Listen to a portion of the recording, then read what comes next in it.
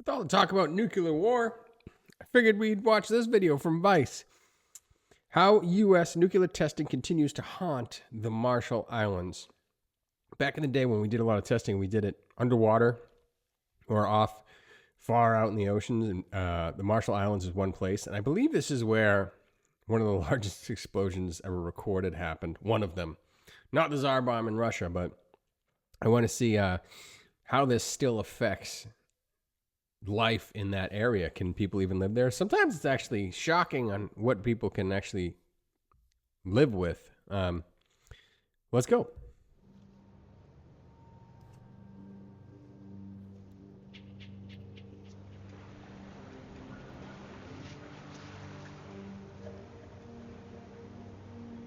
Oh yeah, you see it right away. Right from the boat, you don't see it at all, and then suddenly it's so clear. Whoa. Oh, man, I cannot believe I'm actually standing on this. This is where our history are buried. And as long as this thing is here, it will remind us that we've been robbed. We were robbed. Immediately after World War II, the US was engaged in a Cold War arms race with the Soviet Union.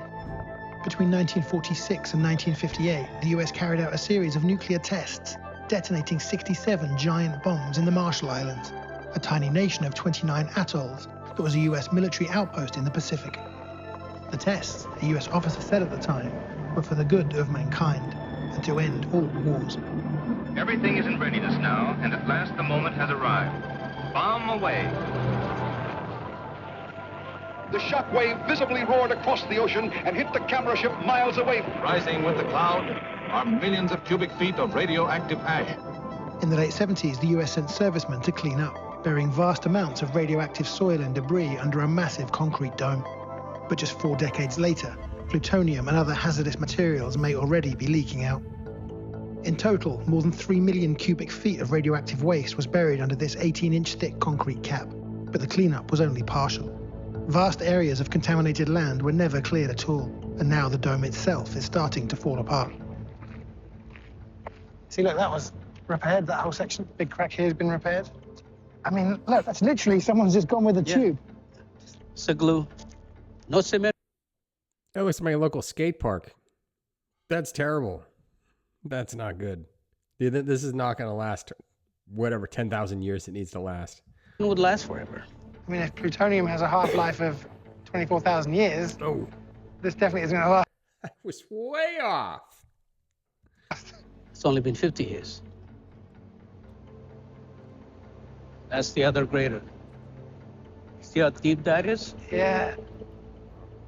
Next to the dome is a crater from one of the blasts. 44 of the 67 tests were conducted here on the Inuitok Atoll, 2 on Lunar Island, the Lacrosse crater from 1956 and the Cactus crater from 1958.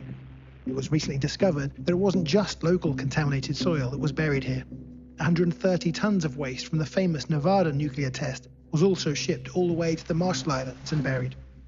Lots more waste was simply dumped into the lagoon.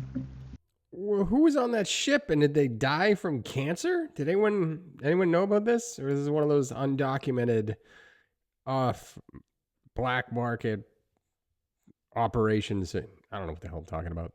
But what was it? Who died? The largest of the nuclear tests was the Bravo explosion on the Bikini Atoll in 1954. Approximately 1,200 times the size of the bomb dropped on Hiroshima, the blast was so big that another atoll called Rongelap, almost 100 miles to the east, was covered in radioactive dust. N.J. Joseph was 7 years old when the Bravo bomb was detonated. She's one of the last remaining survivors who can still describe what they saw.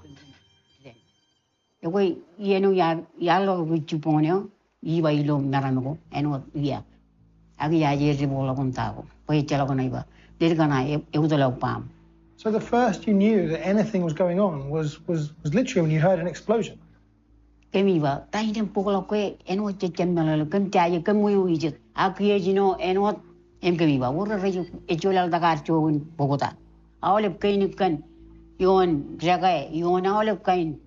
Ledongan para awlegan para yang artu me chalakon.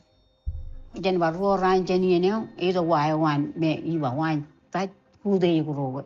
Dan para iwa kabai ragam jagam mga ilu. Rano boy rane kata kan rano juang roi dan pukan jen wrong lap.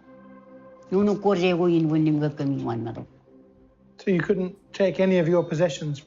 Echala. Oje tu kan jen. Echala nunu. Arto dilabran raja por ahí ruwe eman rani je rei peri. Ay echala kelwa na ole garmo. Do you still have any hope that you'll be able to go home again? Ay lupun kanan kabi pun na aur tada. Pa chule. Chen aur man kap chibung chumaru. Yeah, she's not going back.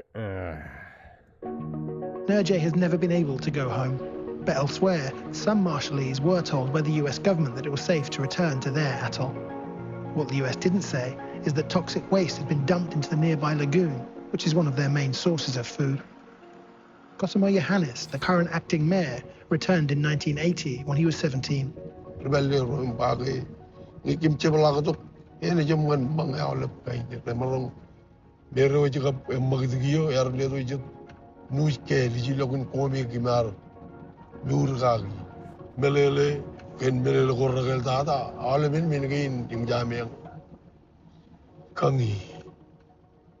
In 1986, when it had long been clear that the nuclear legacy was much more harmful than the US had promised, and with the Marshall Islands itching for independence, the two countries signed a compact, and the US agreed to pay compensation to victims of the tests.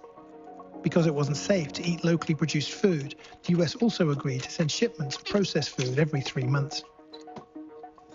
Here we go. It's junk food. We have rice, sugar, canned meat. You guys want to eat spaghetti? Spaghetti and meatballs.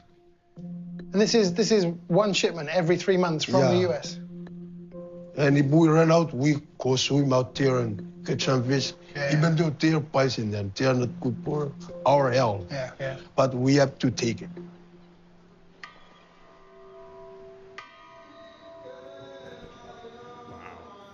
Three generations have now been suffering from the impact of the nuclear testing. Amongst those who lived through the tests, cancer and miscarriages became commonplace. Mina Titus was living on Rongelap Atoll when the tests were conducted.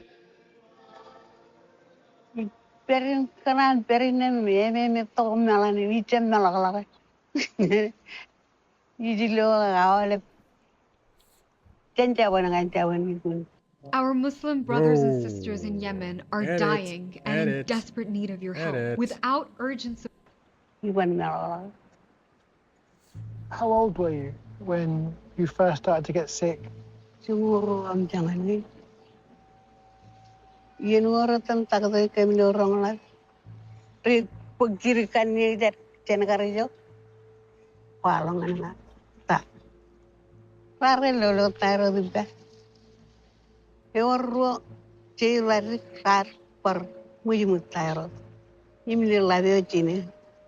Did any of your children or grandchildren get sick? That's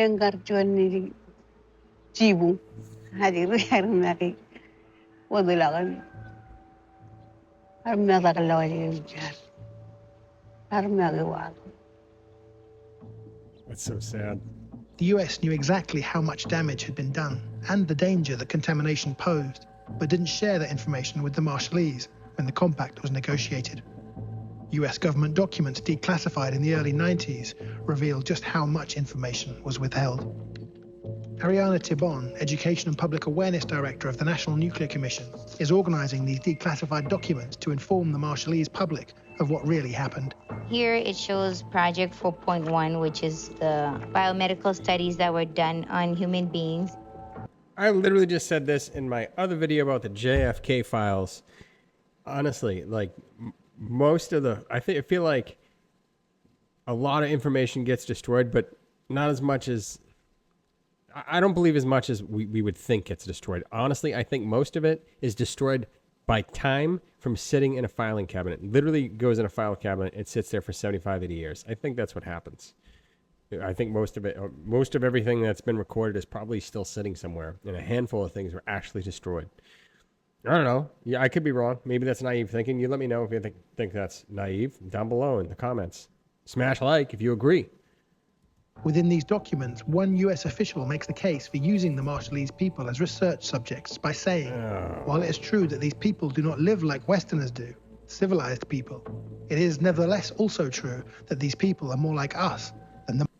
I bet this guy was from Project Paperclip. I bet he was a former Nazi. Mice. The Marshallese people believe and they know that they were exposed on purpose so that Project 4.1 could carry its course. Ariana also showed us one of the most commonly reported effects of the tests, birth defects.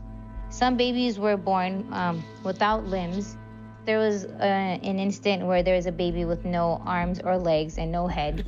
The skin was transparent and they could see all the organs beneath the skin. This baby was born with white hair and no ears and no genitals. All this makes me feel like we're not even human in the eyes of the United States government. That's horrific. The compact also set up an independent tribunal to assess and pay out health-related claims from a $150 million fund for nuclear victims. The fund was set up as a trust and was supposed to make $18 million a year, but there were so many claims that it quickly ran out. Kathy Wakefield has been helping victims make their claims since 1994. So this is the conditions? Yeah, the first list. More than a dozen different cancers, unexplained bone marrow failure, radiation sickness, severe mental retardation. And these are all conditions you've seen regularly in these claims? Yeah. Okay na pending claims. Here. And they were fully compensated? Not yet. But when were these claims made? From the beginning. They come to my office and say, when are we going to get payment? Where's the money? See? Right there. That's mold. It just sits forever. Nobody comes back to it. They ignore it. People get new jobs. Someone ignores it. Someone gets voted out of office. Somebody gets fired. Someone retires. It's insane. Obviously, there has to be compensation for this. That's obvious. Even though when was this, in the 50s? Like, well before most of the people even watching were born. But it's something that should be compensated for. And yeah, can we stop letting things just sit and get moldy? It's disgusting. People are dying. But there's nothing I could do. I tell them, go and talk to your senators. The Nuclear Claims Tribunal concluded that $2.2 billion should be paid to the Marshall Islands. But to date, only $4 million of that money has been sent. So that's the US... Yeah, along with the Ukraine. Embassy. They originally agreed to an interview, but then they said only if we don't ask about the nuclear legacy, which is a bit like being granted an interview with Harvey Weinstein if you're only allowed to ask about his charity work. The Marshallese will get a chance to ask for these failures in funding and in the cleanup effort when they renegotiate the compact, which is up for renewal in 2023. Former President and current Foreign Minister Kasten Nemra will be leading the negotiating team. So what happened? When the Marshall Islands and the US signed the compact, the US said that all past, present, and future claims are now taken care of. Yes. What's your reaction to that? Our negotiators, they didn't have a lot of information at that time. As a member of Parliament here, how much do you actually know about the long-term legacy of the nuclear testing? I mean, so we don't know much, with the exception of what's being provided. And the US has the information about what was done and where, but they just haven't shared it all with you so far. Well, they do. And you can imagine these were kept as a top secret information, and they have their own protocol how these are disclosed. We're just at the tip of the iceberg. We don't know that much. The Marshallese commemorate their experience each year on March the 1st, the anniversary of the Bravo test. And as a new generation takes up this defining issue, they're also demanding action on a newer one, which threatens to make the nuclear legacy even worse.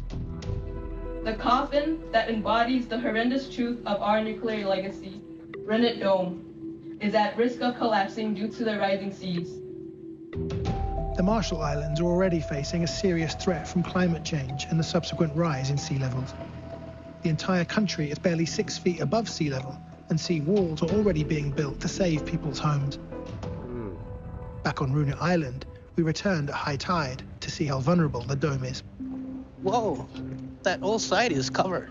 Yeah, I mean, earlier on this felt like it was almost beach. And now it's almost completely submerged. However long it was designed to last, it wasn't designed to be submerged, I'm sure. What was it? I don't think when it was designed, sea level rising was part of the equation. Or probably tsunamis or hurricanes or, just earthquakes. None of that stuff. That's sad. I hope that maybe the current administration or another administration handles this. Or this video is probably older, so I don't know. If you have any links or information on this story, put it down below in the comments. It's sad. Nuclear, we don't want nuclear. No, we don't want no wars. Testing this stuff is dangerous. Weapons are dangerous enough. Like the after effect, 25,000 years for this stuff to decay. I mean, it could be shorter. There's some weird, if you look into, what's that, in Ukraine, the Chernobyl, like there's this weird black mold that seems to be eating some of the nuclear waste, but 25,000 years. I mean, even if it's 1,000 years, even if it's 100 years, it's a lot. Let me know down below. Get on our mailing list. Check out the products below. I'll see you guys in the next video. Like, share, subscribe. Bye-bye.